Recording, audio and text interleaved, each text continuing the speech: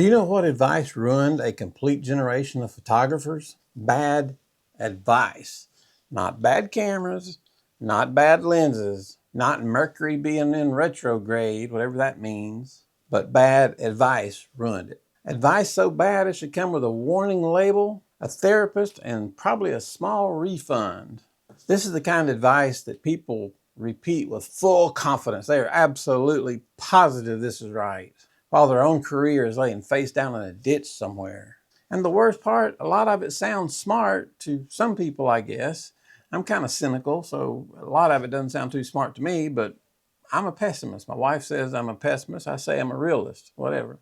But in the real world, this photography advice has destroyed a lot of photographers, emptied bank accounts, and turned talented photographers into exposure zombies. I've been doing this for 42 years, and right now I can tell you a lot of advice, and some of those popular advice ever given has done more damage than a drunk uncle with an on-camera flash standing behind you at a wedding. So let's talk about the advice that ruined a generation, and what actually worked when real life shows up and kicks over your tripod. Number one, follow your passion. Oh, here we go. Happy talk all the time. I'm not into this kind of stuff at all, so if it shows through, you'll know why. You'll know why my wife calls me a pessimist. I'm not into say happy things and happy things will happen. No, work hard and things will happen. But let's stay on topic. Just follow your passion, they say. That sounds beautiful, doesn't it? It belongs in a wall in Hobby Lobby right next to that one that says live, love, and laugh, and other phrases that have never photographed a wedding reception in a room like a haunted basement. Now, don't get me wrong, passion matters. You need passion. Passion gets you excited. Passion gets you started. And passion makes you passion makes you buy gear you probably can't afford. Nobody has ever said, wow, he is passionate. Let's ignore the bad lighting and the missed focus and the late deliveries. The boy's got passion. Nobody ever said that, because that's not how it works. A lot of photographers were told if they just love photography enough, people would show up. And that is 100% wrong. Very wrong. If I'm sounding a little bit irritated, it's because I am. This kind of stuff irritates me because you've got good photographers, well-meaning photographers trying to learn, and they're caught up in nonsense. That's where I do not want you to be, because you will never move out of that nonsense, or you'll go broke while you're in this nonsense. Like I said, a lot of photographers were told if they just love photography enough, people would show up. Not in real life. Maybe a Disney movie, but not in real life photography. In real life, you have to learn. You have to pose. You have to learn to work with people. You have to work with tight deadlines, and you have to work with ugly spaces. You have to be able to handle pressure, and you have to be able to solve problems when things start to go sideways, which will happen at most every wedding. And again, I say weddings a lot, but this covers a lot more than just weddings. This can be event photography, any kind of photography you want.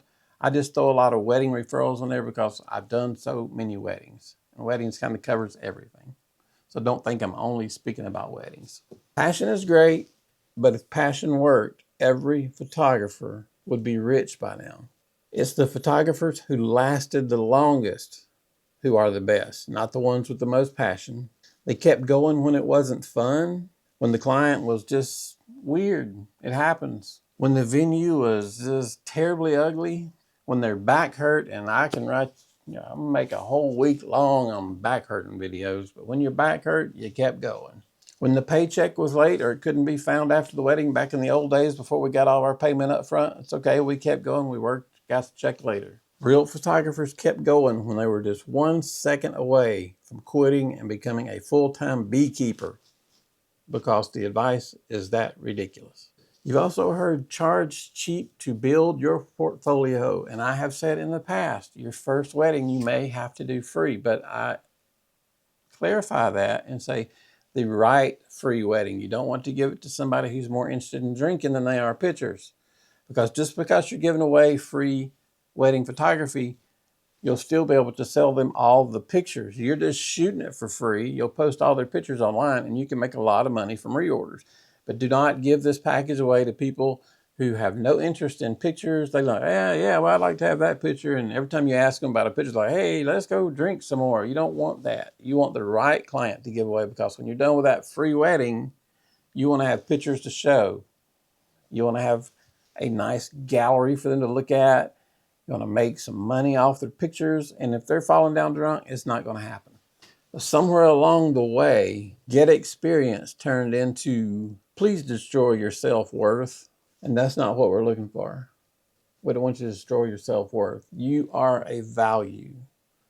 Starting the first one for free with the right person is just a great way to do it. Not every photographer is going to recommend you do that. And I only say this again, is I'm assuming you've worked at least a year with a wedding photographer already. Well, I've got a few assumptions when I say these things. So don't just think because a camera showed up at your door, you can take this advice and go out next Saturday and start shooting weddings. You need to have spent a year with another photographer, at least working with him. Even if you're working for free, you're learning more than you know, because you're getting real life experience. And that is hard to buy. You can't put a price on real life experience. But doing stuff for free for the wrong crowd, this is what turned bad clients who paid you in stress, unrealistic expectations. They email you 900 times a day. They're more demanding than any other bride and groom will ever be in the rest of your career, all because they don't think your time is valuable. They don't see you as valuable. And you are valuable. Even if you're beginning, you're valuable. You have a product to provide. Therefore, you are valuable. Cheap clients are a special breed, and then we all know that for a fact.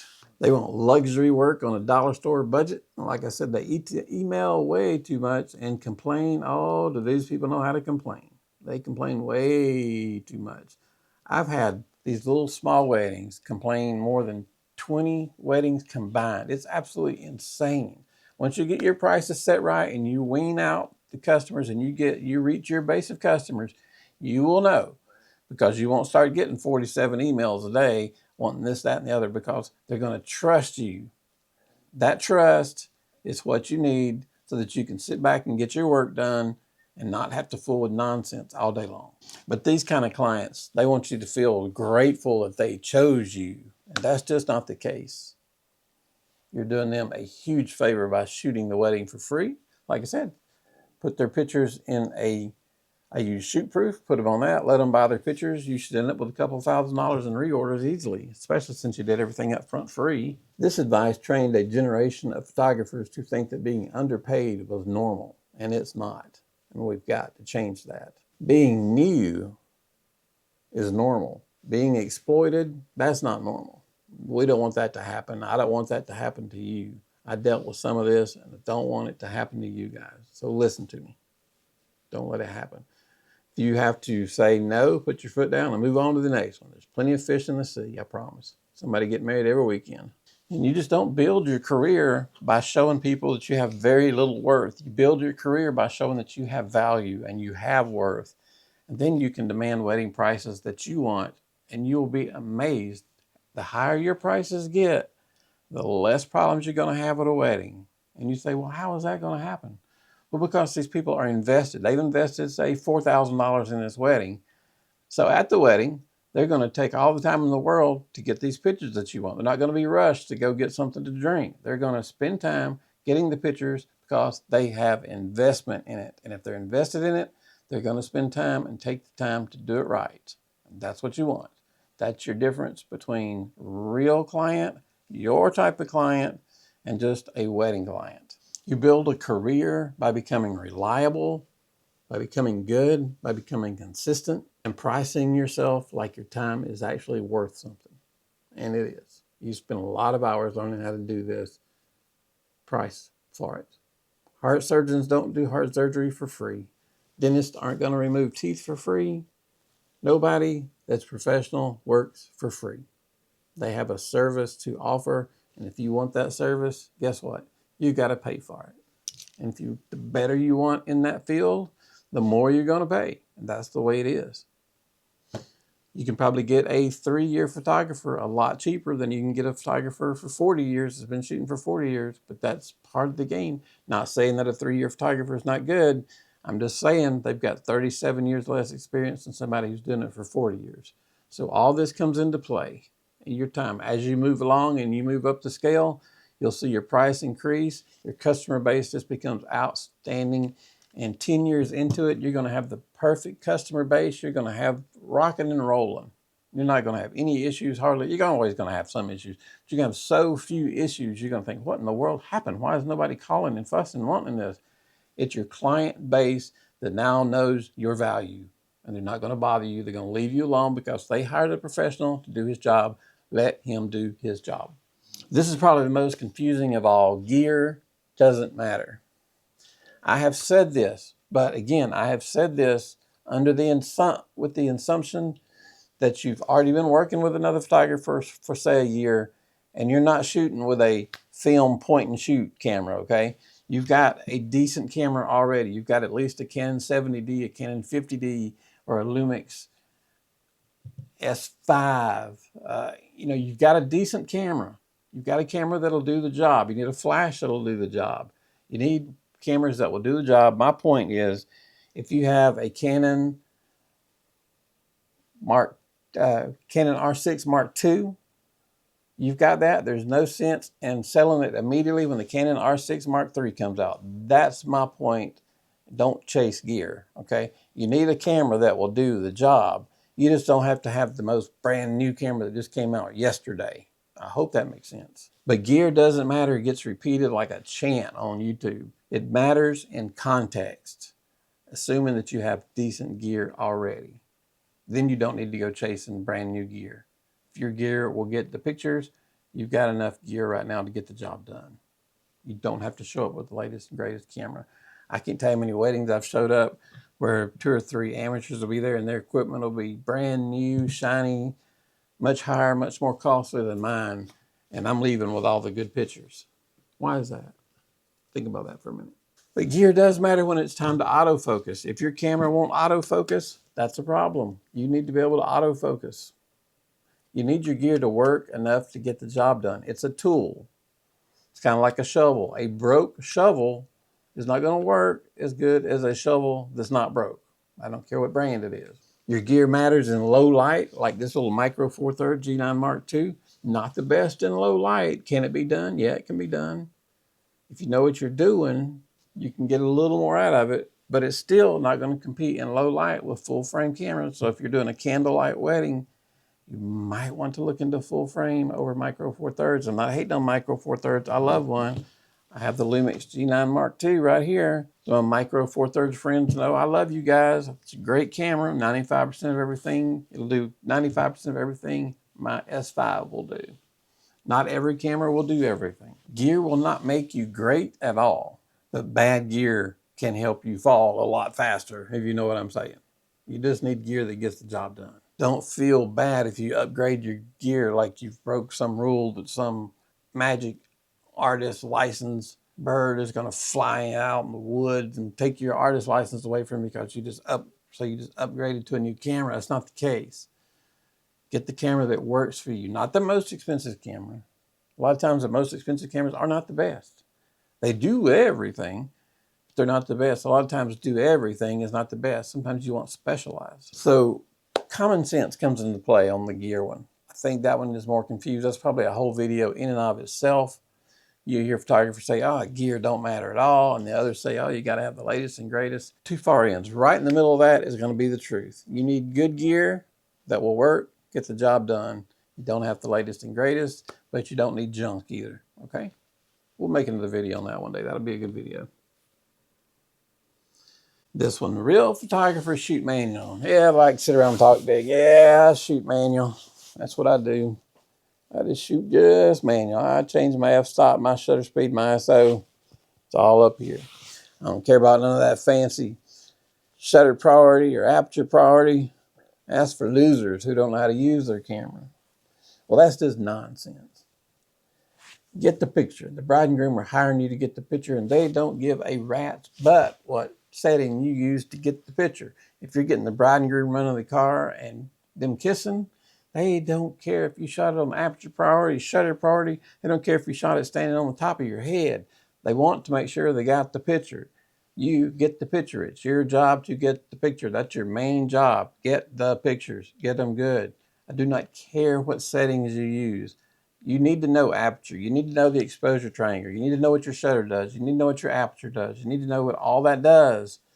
But first and foremost, you need to be able to see and you need to be able to capture the picture, no matter what setting you use to capture the picture. Number one rule, capture the picture. Capturing the picture on aperture priority is way better than getting the 6-stop underexposed picture on manual because you're trying to be cool and with your photographer friends. Well, listen, your photographer friends aren't paying you, okay?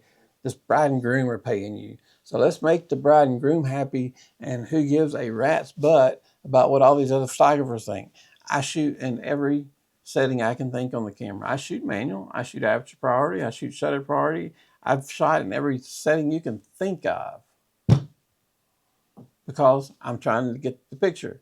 If you're running from inside to outside, shutter, and say it's dark on the inside and you run outside and it's bright, I can do this pretty fast, but it's much easier to flip over to one of the automatic settings to get it than it is to stand there and trying to calculate manual in your head. Just get the shot. Get the shot, make the client happy. That is your job. I'm not hating on manual. I use manual all the time, but I'm not saying you have to use manual to be a professional photographer. Now, this one always gets me. This is number 5. Find your style. Now, you're this poor photographer. You're learning how to shoot. You're working your first year with a photographer learning wedding, and everybody's like, what's your style? What's your style? You shoot dark style. You shoot dramatic. What kind of style do you shoot? Well, here's the deal. You just started shooting. You don't have a style. Style comes from work. Style comes from mistakes. Style comes from doing it over and over and over again. You can't be 6 months into helping a photographer at weddings and have a style. You don't have a style yet. Style is something you don't just wake up and do. Style is something that becomes in over time through practice. You don't pick a style. You don't go to the store and say, I want to go with dark dramatic. I think that'll be my style. That's not how that works. The longer you photograph, the longer the way you do things, how you do it, you will see a style develop for you. That will be your style. Poor photographer sitting there 6 months to a year into trying to learn his camera, learn how to shoot weddings, learn how to shoot events, and now people are throwing at him, what's your style? What's your style? You ain't got no style. You just started doing it. You're just learning exposures, okay? Drives me crazy. Style will come, believe me. You will have a style, but you just don't go pick it off the shelf, okay? Trying to make light of some of this, but some of it just sounds crazy to me. Your style will come to you. You don't go to your style, okay? So when somebody asks you what your style is, if you're just beginning, say, I'm still working on it. I'm still learning. I'm still practicing. If the client says, well, can you shoot like this? And if you can shoot like that, work with them on maybe doing their pictures. But don't sign up. We want dark, moody, spiritual style. And you can't do that. Don't touch that with a 10-foot pole. That sounds like a disaster waiting to blow up, okay? I wouldn't touch that with a 10-foot pole. I've been doing this for 42 years. Because people have their own envisions of things. Let's try to keep reality. Reality is what it is. It's reality. It's not some made up nonsense stuff. It's reality. So let's keep it real, people. Your style comes from your style comes from a lot of mileage. You shoot, you fail, you adjust, you improve, and you repeat. Eventually, that will create your style. This one's always funny. Number 6, if you're good, people will find you. That is stupid. I'm sorry. You can be the greatest photographer in the world. If nobody knows about you, well, nobody knows about you. I mean, if nobody knows about you, that said it all. I'll say it again. If nobody knows about you, then nobody knows about you. I hope that makes sense. It's pretty simple. You've got to get out and market yourself. They say if you're good, people will find you. But that sounds just like it came from a marketing executive who's never done any marketing in his entire life. The real world doesn't discover photography magically. The real world is busy, it's distracted, and it is cheap. So you have to show your value. And occasionally they get impressed by people who are a lot cheaper than you because of the marketing. Somebody with average pictures and great marketing can do a lot more sales than somebody with great photography knowledge and no marketing skills. We're putting it to it today. It's a tough one, ain't it, guys? We're just telling it like it is. Just telling it like it is. I want you guys getting caught up in this stuff. I want you guys to know, and when you hear nonsense, I want you to say, oh yeah, Daniel said that's nonsense. Don't believe that garbage. 42 years I've spent behind one of these. 42 years, actually 43. Now we'll stick with 42, makes me sound younger. 42 years I have stood behind one of these. So I've learned a few things about cameras, so trust me on that. There are talented photographers right now with almost no visibility. Not because they're bad, because nobody has seen them yet. Being good is not enough. You have to show the work, build the trust. You have to market. You have to talk to people, get to know people, learn to deal with people. And you have to remind the world that you exist. Hey, everybody, I exist. 42 years of photography experience here. I've done lots and lots and lots and lots of weddings. Got lots of experience. Or 2-year photographer here. I've got lots of experience. I'm still learning. I'm a little cheaper than the guy down the road. Not free, but I'm a little bit less because I've only got 2 years. But we'll get the job done and we'll get the job done right. That's what you need. You don't have to be the greatest photographer. What have I said? You have to be consistent. If you're consistently good, you can charge. You have to do a couple things. I try to repeat this very often. You have to learn to be able to see, and you have to be consistent. Learn to see, learn to be consistent. 2 huge things people overlook. A whole generation was told, just focus on the art and the people will come. Guess what? People didn't come. They didn't know who you were. So a lot of photographers went broke. You need skill, visibility, talent and communication, art, and business. That's the real game, not all this happy feel-good stuff. If this sounds too good to be true, it probably is. Photography is a real job that requires real work, real learning, just like any other job. But anything that's worth doing right, anything that's worth doing is worth doing right. Learn your camera, master learning to deal with people. Can't say that enough. And you will do well. Almost all of our work for 42 years has came from word of mouth. Not all. We did some advertising, especially in the beginning when people didn't know who we were. But once we built from that, we grew very, very fast. And from that, we were able to take and live off of referrals. Not everybody gets that opportunity. That was just awesome for us, the way it happened. So what ruined this generation of photographers? It wasn't a lack of talent. A lot of them had great talent. What ruined them was advice that sounded good but collapsed the second it touched real life. These things. Follow your passion. Charge cheap. Gear doesn't matter. Shoot full manual. Find your style first.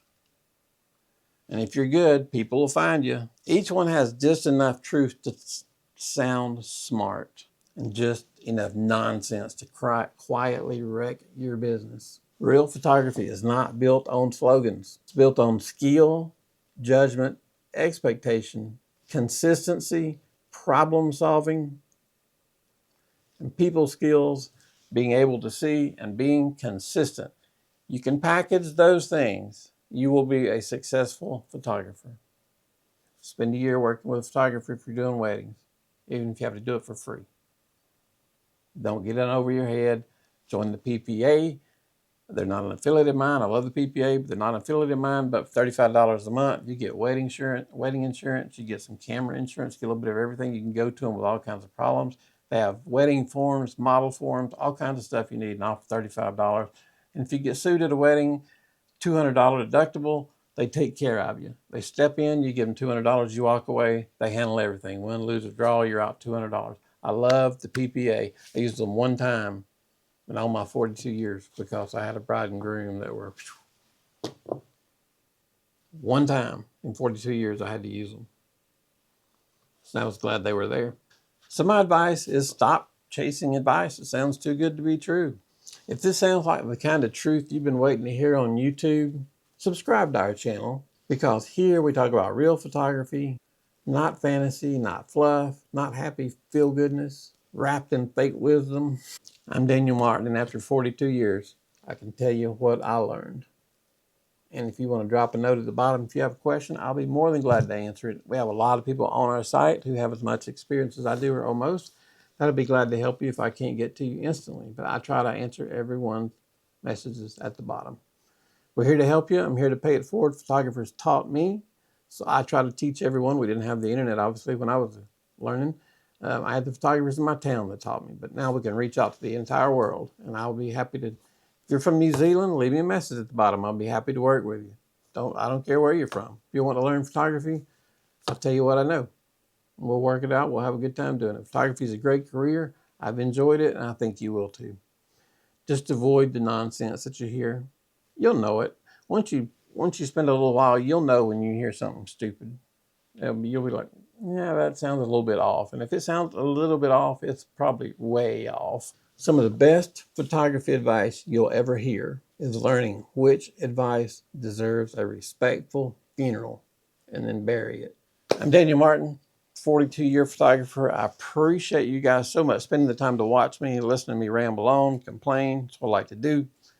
But I like to teach you guys things. I enjoy it. And there's so much garbage out in the world to be learned. Well, there's so much garbage in the world you should not learn, but people are trying to teach you. Avoid that. I'll be glad to give you my opinion on any questions that you have, if it's on cameras, lenses, how to shoot, lighting, how to deal with a bride, how to deal with a mom. Let me know. I'll be glad to help you any way I can. And I appreciate your time more than all, because that's the biggest gift you can give is time. And I appreciate your time. Appreciate you watching. Be glad to help you out. You guys have a fantastic day. Thank you.